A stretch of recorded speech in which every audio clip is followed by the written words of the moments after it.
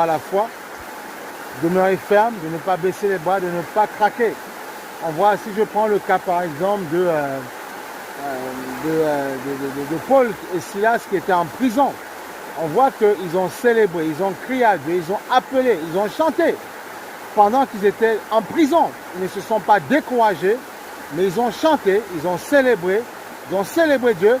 Et la Bible déclare que les portes de la prison, que les chaînes sont tombées et que les fondations de la prison ont été ébranlées. Pourquoi? Parce que au milieu des troubles, au milieu des problèmes, ils ne se sont pas découragés, ils n'ont pas craqué, ils sont restés fermes, inébranlables, ils sont restés indéboulonnables. Et on voit que le Dieu Tout-Puissant a agi.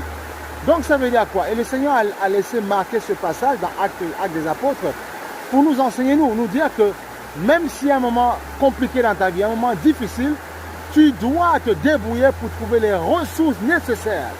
Les ressources pour pouvoir soit célébrer Dieu, soit lui demander la capacité d'avoir les pensées de créativité, afin, effectivement, si tu es un businessman, un entrepreneur, tu veux trouver la solution qui va te permettre de sortir du gouffre. Amen.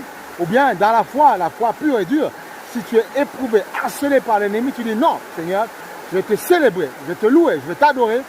Et je sais qu'au milieu des épreuves, au milieu des chants, au milieu de l'adoration, les anges de Dieu vont intervenir. Amen. On voit que pour Paul et Silas, ils sont intervenus. Les chaînes sont tombées, les fondations de la prison ont été ébranlées. Et c'est magnifique. Alléluia. Donc restez fermes.